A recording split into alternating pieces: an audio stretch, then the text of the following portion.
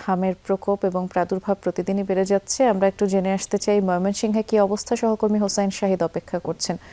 আজও ময়মনসিংহে বেশ কিছু নতুন রোগী ভর্তি হয়েছে এবং আমরা প্রাণহানির যেই কথা প্রতিদিন জানিয়ে আসছি তা তো প্রতিদিনই সেই সংখ্যা বাড়ছে।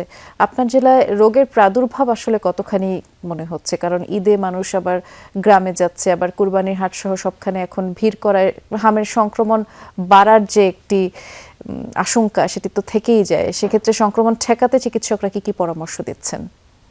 ময়মনসিংহে আজ গত 24 ঘন্টায় 14 জন রোগী ভর্তি হয়েছেন, একজন মারাও গেছেন। আসলে আমি চিকিৎসকদের সাথে এবং হামের সাথে সংশ্লিষ্ট যারা রয়েছে তাদের সাথে কথা বলেছি। প্রত্যেকে কিন্তু এই যে চলমান যে সংকট, এই সংকটের সাথে কিন্তু আরেকটি সংখ্যা তারা প্রকাশ করছেন। সেটি হচ্ছে যে এইবার যে ঈদ হচ্ছে, এই ঈদে শহর থেকে অনেকেই গ্রামে আসবেন বা মফস্বল শহরে আসবেন। এখানে ঈদের ছুটি কাটিয়ে আবার তারা শহরে অথবা ঢাকা শহরে বা অন্যান্য যে এলাকায় তারা চাকরি বা বিভিন্ন কাজে থাকেন সেখানে আবার ফিরে যাবেন।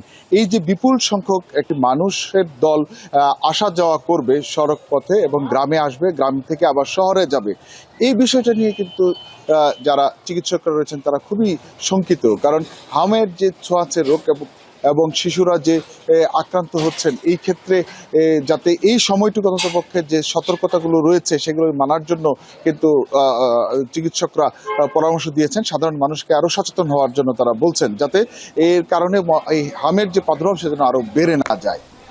শুনছিলাম আপনার মাধ্যমে। ধন্যবাদ শাহিদ।